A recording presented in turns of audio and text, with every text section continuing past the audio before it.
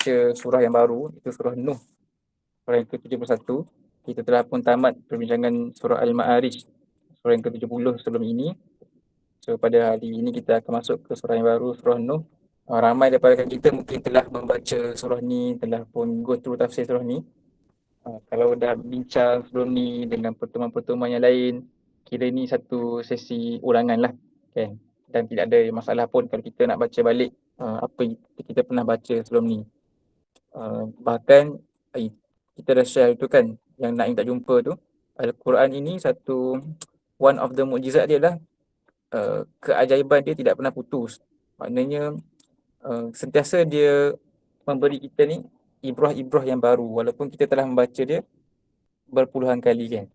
Terutamanya bila kita besar ni ada peristiwa-peristiwa yang berlaku di sekeliling kita ni, mungkin peristiwa-peristiwa itu memberi facilitating untuk kita memahami lebih apa yang kita pernah belajar. Mungkin dulu kita baca surah Al-Anfal contohnya kan. Kita baca, kita tak faham sangat. Tapi bila berlaku peristiwa-peristiwa perang, kita baca balik surah Al-Anfal, kita lebih memahami surah Al-Anfal tu. Ataupun surah Al-Isra' kan. Ni konteks Tufan Al-Aqsa lah. Sama juga dengan surah Nuh ni, mungkin kita baca waktu kita form 5 ke, awal-awal ikut tarbiyah ke, kita tak nak relate sangat dengan apa yang disampaikan oleh Allah SWT. Tapi bila kita besar, bila ada senario-senario yang berlaku dalam kehidupan kita, kita baca balik, kita lebih rasa lebih lebih real lah surah ni kan, lebih lebih hidup. Sebab tu Al-Quran ini perlu dibaca lah, perlu diulang baca kan. Tak boleh kata kita dah khatam, dah settle semua tafsir, then that's it. No. Kalau sebab itu juga para ulama tafsir ni dia tidak pernah berhenti kan. Maknanya dalam ilmu Quran, mufassir sentiasa ada. Padahal kenapa mufassir datang sekarang nak mentafsirkan lagi Al-Quran? Sebab dah ada mufassir-mufassir mutaqaddam yang lebih awal tu telah menafsirkan Al-Quran. Kenapa orang datang kemudian nak tafsir lagi kan? Macam tak ada kerja lain ke? Baik dia buat benda lain. Kan? Tapi kenapa dia orang ni still nak contribute dalam tafsir? Sebab berbeza kan? Berbeza view, berbeza suasana. Dalam olahan-olahan tafsir tu dia ada elemen peristiwa-peristiwa yang berlaku zaman mereka, dan sebagainya lah. Sebab itu sampailah kiamat nanti, insya-Allah akan berterusan ada tafsir Quran kan. Akan ada je orang akan tafsir Quran, melihat angle-angle yang berbeza. Macam last week kita share, Sheikh Abdullah Azam yang menyertai perang Afghanistan tu kan, lepas dia balik daripada perang Afghanistan melawan dengan Soviet Union pada tahun 90-an tu, dan dia telah menafsirkan semula surah At-Taubah sesuai dengan pengalaman dia berjihad di Afghanistan. So itu satu benda lah. Sama kita kan. Mungkin lepas ni kita boleh jugalah memberi tadabbur yang baru kan, yang lebih segar pada juz-juz amal sebagainya. Mungkin Imran boleh kongsi surah Nuh, perspektif dia Jerman sebagainya. Ataupun sebagainya lah, macam-macam lah kan. Mengikut kita punya kehidupan masing-masing. So kita baca sama-sama dulu surah ni, insya-Allah. Ada berapa ayat ni?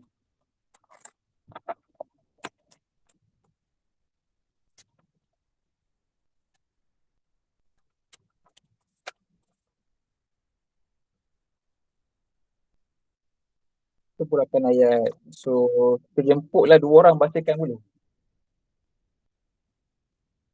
Sebab dia dua page kan. Seorang baca the first page, seorang lagi baca second page. Silakan dua orang baca. Baca saja. Arabic. Saya rasa Alhamdulillah ini siapa ustaz dulu? Im dulu lah. Persilakan Akhi Imran. Tak payah bagi saya baca lah, bagi orang lain baca. Bang Zakir, Bang Zakir. Ada.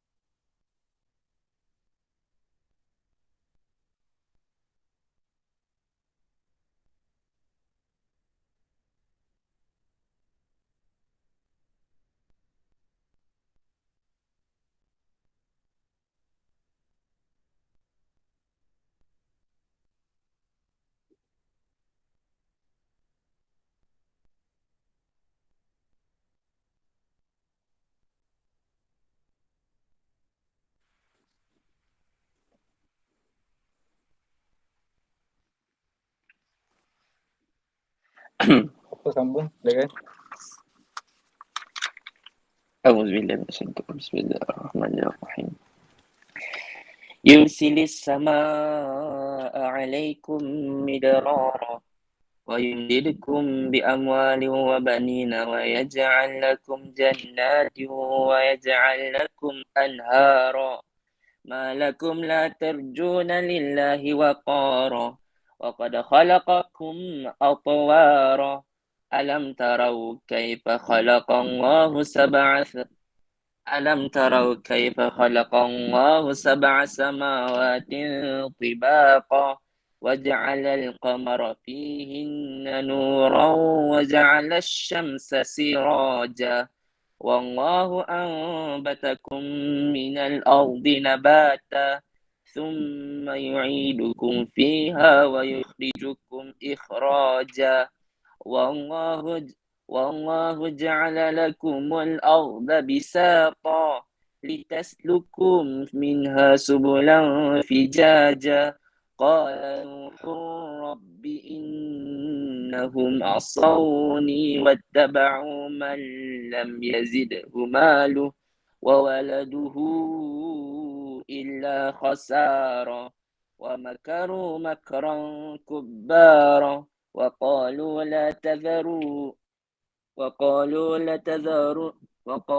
لا تذرن آلهتكم ولا تذرن ودا ولا سواعا ولا يغوث ويعوق ونسرا وقد أضلوا كثيرا ولا تزد الظالمين إلا ضلالا مما خطيئاتهم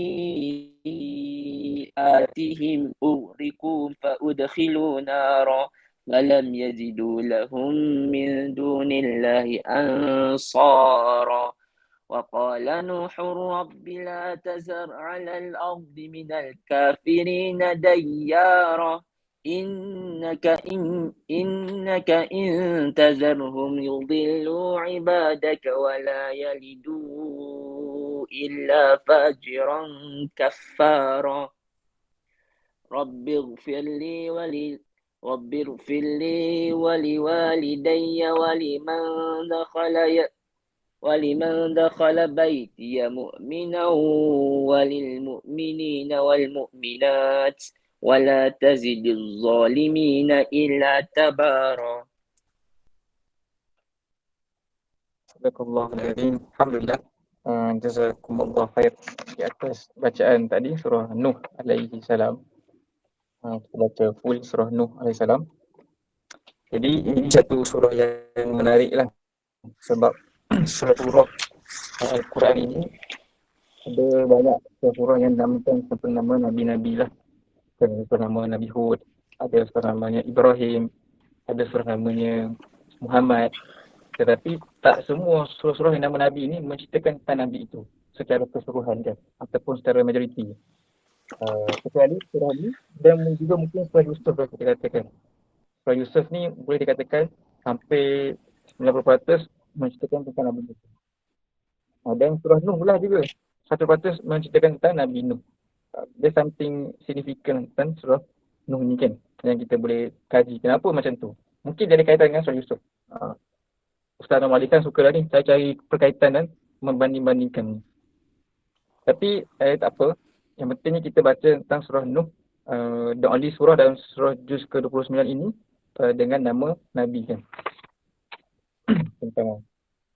Yang keduanya, ada few fakta lah tentang Nabi Nuh ni, Nabi yang kita tahu dia salah seorang Nabi, Ulul Azmi lah, Nabi yang banyak menerima ujian daripada Allah SWT. Bukanlah kita kata Nabi-Nabi lain itu tidak diterima ujian, tapi ujian para Ulul Azmi ni dia melebihi kan. Lebih banyaklah, lebih dahsyat berbanding Nabi-Nabi ataupun para Anbiya yang lain, Nabi Nuh AS. Ada yang kata Nabi Nuh ni juga lah Rasul yang pertama kan. Sebab adalah para ulama yang membezakan takrifan Nabi dan Rasul. Ini kita boleh carilah apa yang masukkan Nabi, apa yang dikatakan Rasul, dan kenapa dikatakan Nabi Nuh sebagai Rasul yang pertama. So mungkin kita boleh buat assignment, cari in detail lagi tentang Nabi Nuh AS, dia punya sejarah, latar belakang sebagainya dan di mana dia tinggal sebagainya kan. Sebab mempelajari sirah-sirah Nabi di sini pun satu sunnah sebenarnya untuk lebih memahami Al-Quran. Antara buku-buku yang mungkin recommended lah untuk baca tentang Nabi-Nabi ini, mungkin boleh baca buku tu tajuk dia Qasasul Anbiya. Kalau tak silap tu Sa'id Ibn Katsir lah. Ataupun ramai lagi lah para ulama yang menulis kisah-kisah para Nabi lah. Yang mereka petik daripada Al-Quran dan juga daripada hadis Nabi SAW menceritakan tentang setiap Nabi-Nabi yang ada dalam Al-Quran. So Nabi Nuh ni salah satu Nabi yang kita, yang by default kita perlu tahu kan. Sebenarnya Nabi-Nabi ada banyak, tetapi yang disebut Al-Quran ada 25 dan Nabi Nuh salah seorang Nabi yang disebut Al-Quran yang sepatutnya seorang Muslim itu tahulah kerana ia disebut oleh Allah Ta'ala dalam Al-Quran. Okay. So surah Nuh ni dia unik sikit lah. Sebab kalau kita bincang sebelum ni, surah dalam juz ke-29 ini, banyak cerita tentang hari kiamat, cerita tentang hari kebangkitan, cerita tentang kedegilan kaum kafir Quraisy di Mekah yang menolak Nabi sallallahu alaihi wasallam. Tetapi surah Nuh yang disusun dalam juz ke-29 ni mungkin sedikit berbeza. Sebab tema hari kiamat tu taklah begitu obvious. Sebaliknya Allah SWT menceritakan dalam surah ini adalah satu laporan kan, satu pengalaman yang telah pun dilalui oleh Nabi sebelum Nabi sallallahu alaihi wasallam, iaitu Nabi Nuh alaihi salam. Dia punya report duty dia kan, dia punya laporan kerja yang telah pun dibuat Nabi Nuh yang diadukan kepada Allah SWT. Kemudian Allah SWT menceritakan semula perkara ini kepada Nabi sallallahu alaihi wasallam. Mesti ada sebab lah, of course lah sebab, dan benda tu beneficial untuk Nabi dan juga beneficial untuk kita yang datang kemudian ini kan. So Nabi Nuh kita tahu apa ni fakta-fakta tentang Nabi Nuh sebelum kita masuk pada mukadimah surah ni. Selain daripada dia Nabi Ulul Azmi, Rasul yang pertama, apa lagi fakta yang kita tahu tentang Nabi Nuh ni?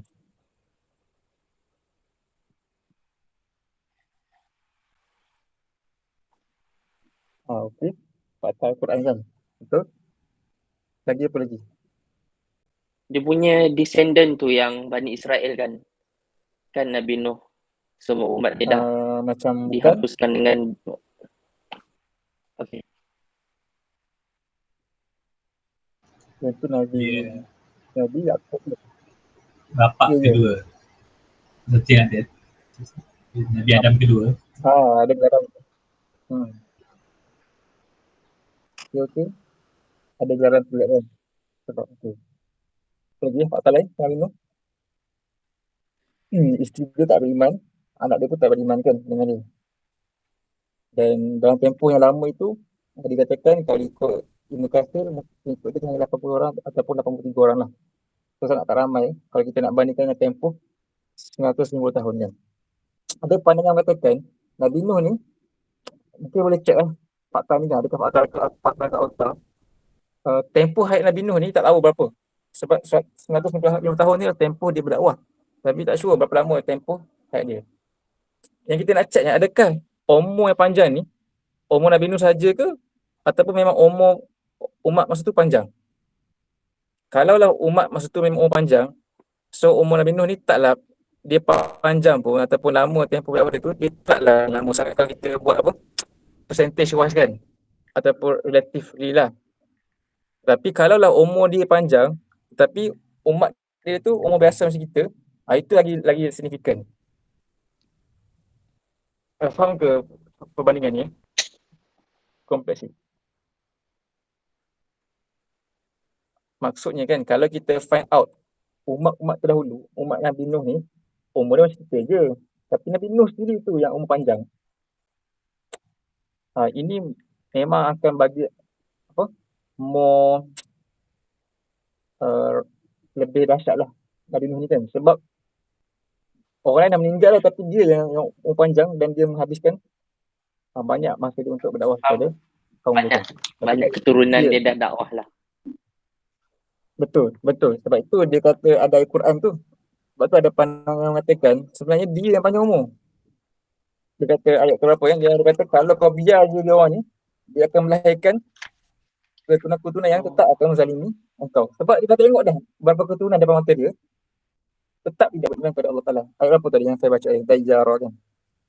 Faqala Nuh rabbi la tazar al-ardi innaka dayyara innaka in tadhum yudillu ibadak wa la yalidu illa fajiran kafara kan. Surah ke ayat ke-27.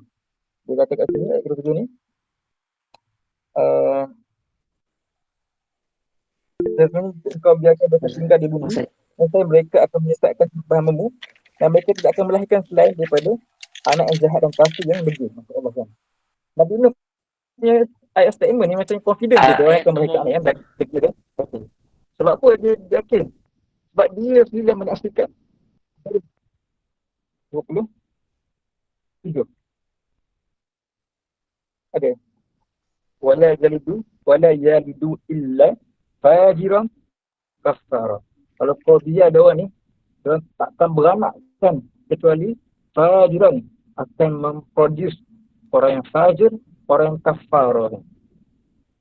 Sebab itu ayat ini menguatkan teori Nabi Nuh dia yang panjang umur. Tapi umat lain tu taklah sepanjang dia kan. Dia yang menyaksikan bergenerasi dah. Kaum dia yang dia telah santuni tapi tetap tak beriman. Daripada atuk tak beriman, anak tak beriman, cucu tak beriman, cici tak beriman, syiat tak beriman. Ini kalau dia lagi demi Allah kan, lahirlah siapa pun generasi dia ni tetap tak beriman. So statement tu macam menyokonglah kemungkinan Nabi Nuh ni panjang umur. Ya. Ayat nombor 4 pun macam sokong statement tu Mas Hakim. Dia cakap Ayat nombor 4. Nabi Nuh cakap dengan kaum dia, kalau yang sembah Allah, bertakwa kepada Allah, nescaya Allah akan mengampuni sebagian dosa dan menangguhkan ataupun memanjang umur. Sama je.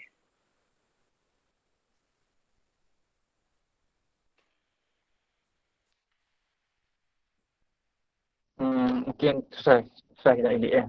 Sebab dia just statement yang tak relate dengan umur dia kan. Tapi dalam ayat ke-27 tu lebih jelas lah sebab dia dah macam menjangkakan kalau biar ni pun tetap melahirkan anak yang tak beriman.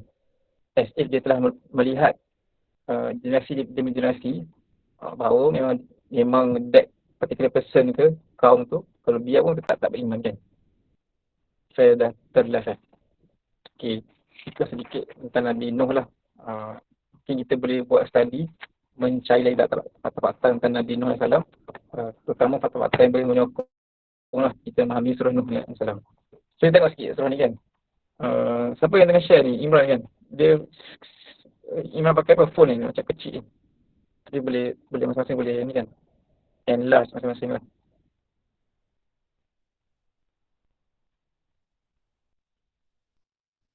So kerja dia lain. Ya, okey je lah. Mana boleh je. Okey je, tak apa.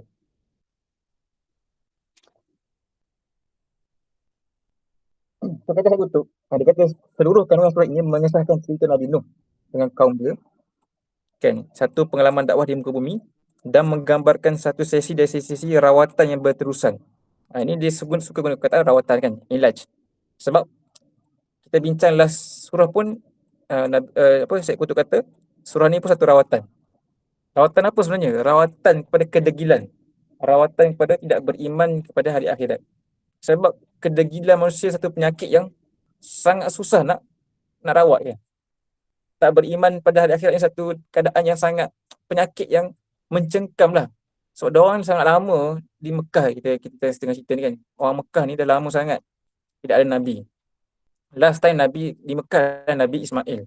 Jarak antara Nabi Ismail dan Nabi Muhammad ni lebih kurang 4,000 ataupun 5,000 tahun kan. Nanti boleh buat ya simulasi tu.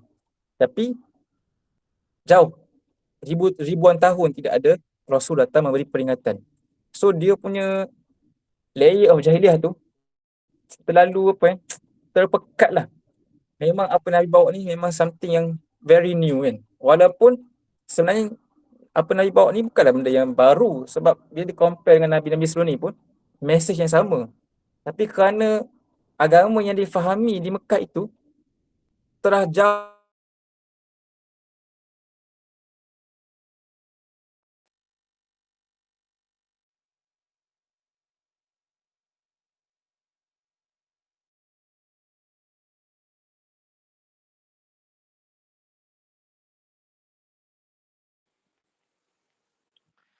Masa stuck kan.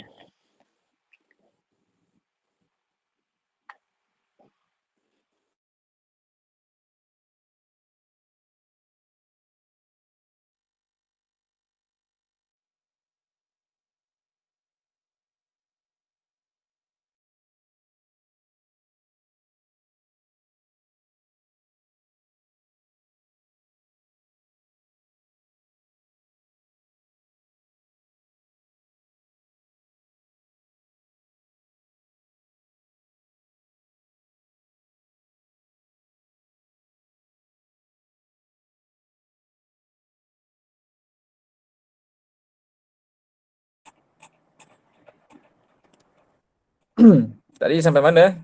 Sembang seorang. Eja. Sampai okey, jauh lah. Orang Mekah kan sebab jauhnya antara mereka dengan Nabi sallallahu alaihi wasallam lah. Kita ni kita ni macam kita dengan Nabi tak jauh lagi kan, 1400 tahun.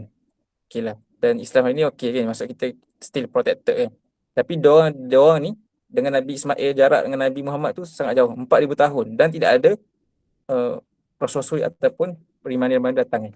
Sebab maksudnya manusia ni kalau dia biarkan tempoh lama tanpa ada orang bagi reminder, peringatan, seorang rasul dalam konteks messenger yang membawa message, dia akan sesat lah. Dia akan tend to deviate kan, dan dah hilang kan daripada keaslian. Ni benda yang normal lah. Sebab tu di mana-mana kita berada, kita ni perlukan constant reminder sebelum jadi penyakit yang tebal kan.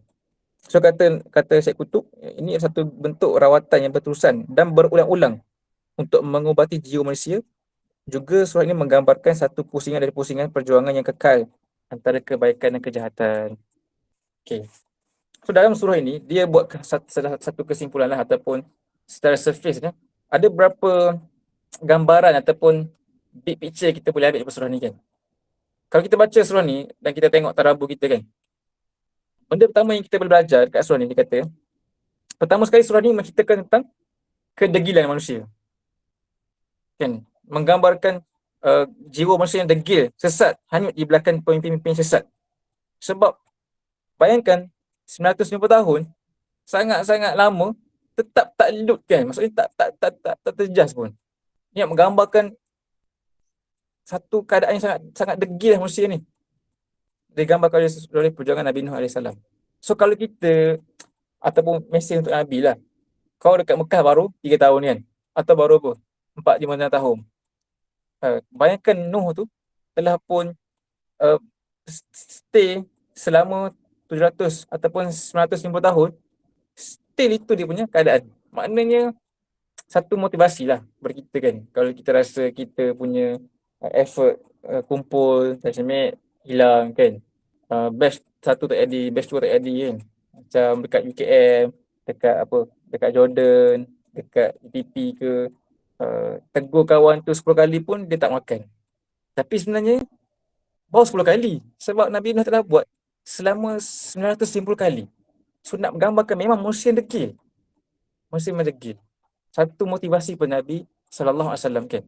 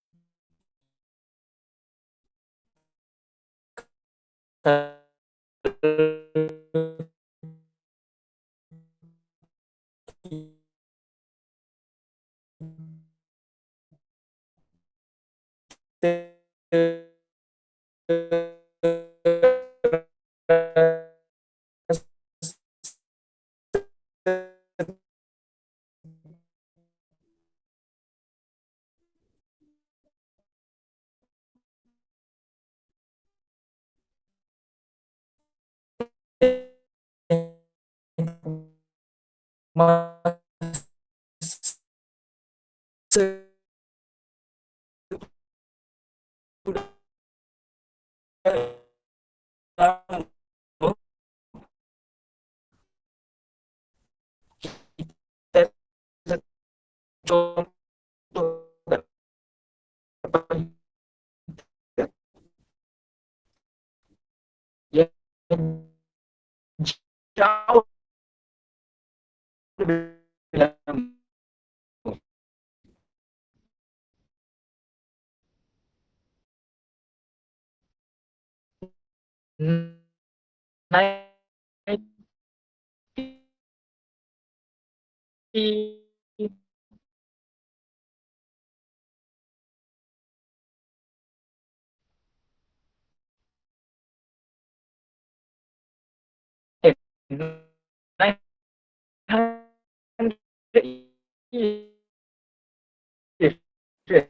Bang Syakir, masih lag.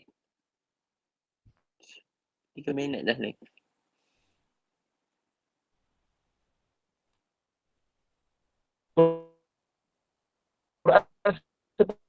Hello?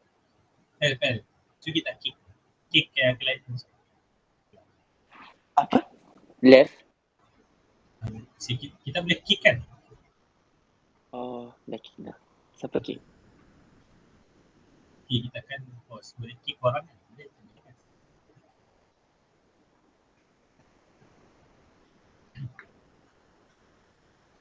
Masya Allah. Tadi sampai mana tadi?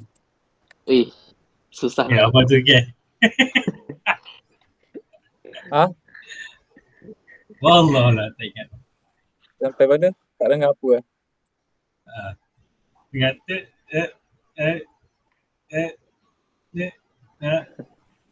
Ya. Boleh start dari kegilaan manusia. Okay lah. So, dia sebelum dia cerita, sektor nak cerita secara umum lah. Apa kita boleh ambil kan, pelajaran umum dulu.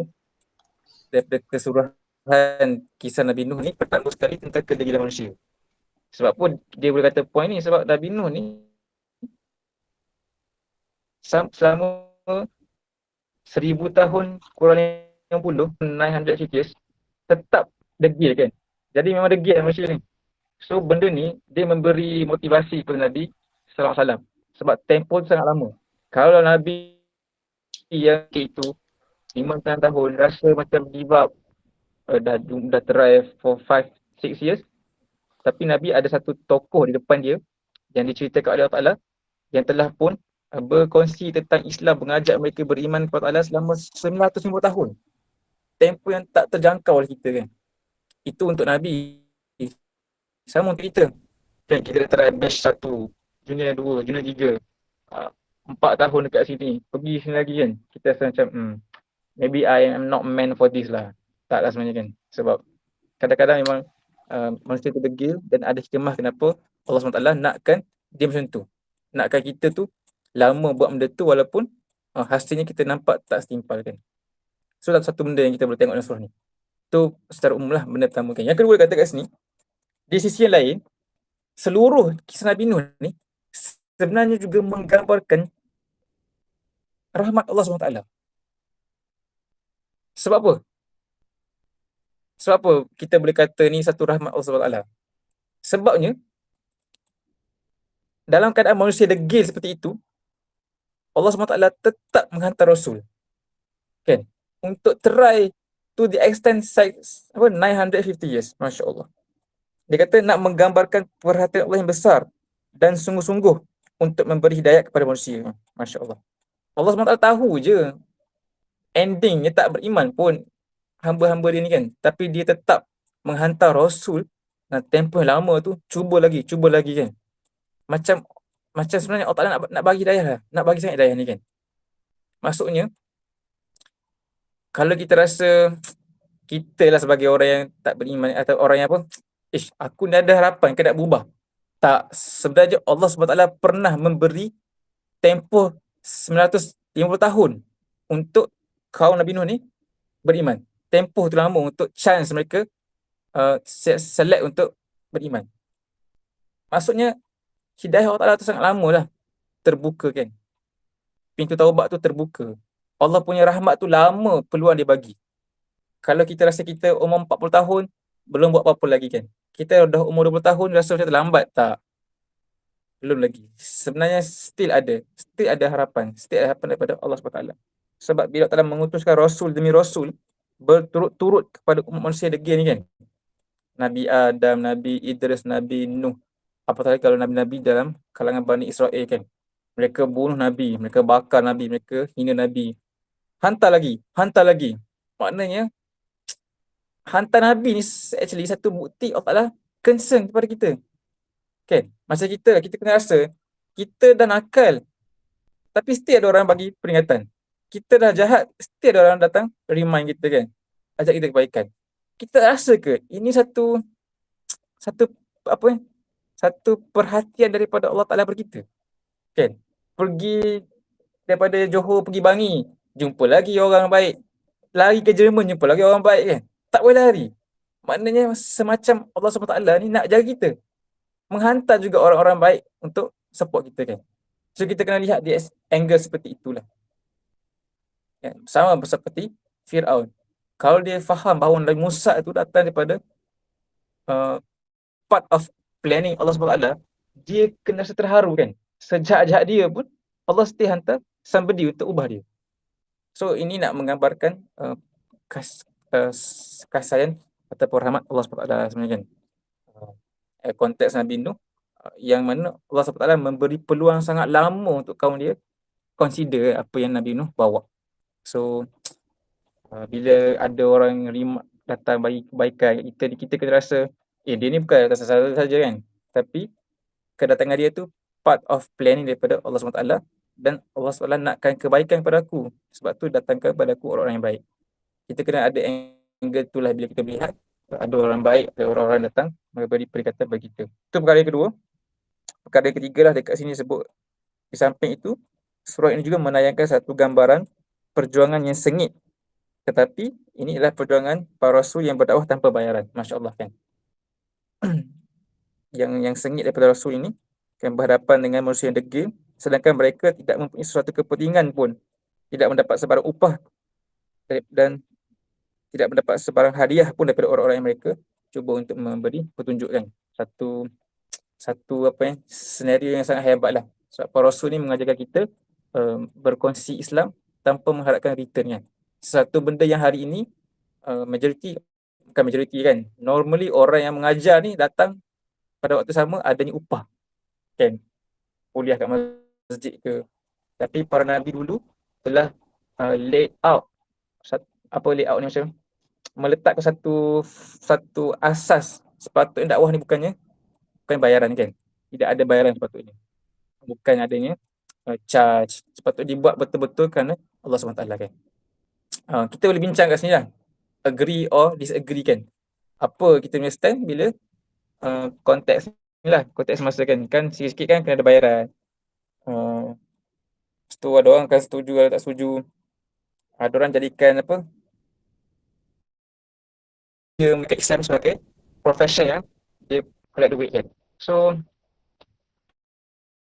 itulah kita boleh argue kat sini kan, kita nak setuju ke tak setuju. Tapi sebenarnya sebaik-baiknya memang tak ambil duit kan. Maksudnya orang yang menyampai Islam ni dia kena ada income lain lah, bukan daripada kerja dia berkongsi tentang Islam ni. Sebabnya ialah satu, tak menepati sunnah Nabi ni. Yang keduanya dia akan jadi isu bila kita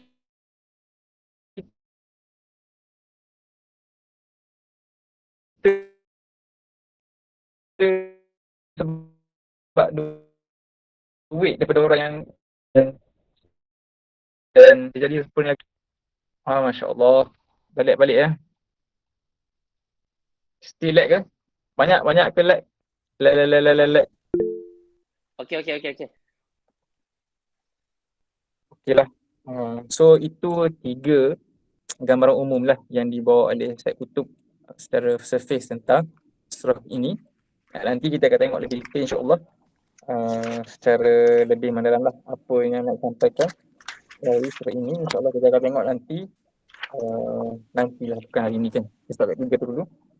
So ini pun unik sebab Syed Qutb menyifatkan inilah laporan, Masya Allah kan, laporan daripada Nabi kepada Allah SWT setelah dia buat apa yang disuruh oleh Allah SWT. Satu report kan.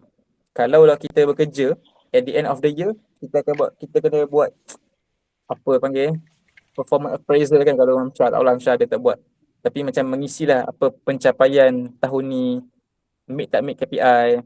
Ni dalam konteks pekerjaan lah.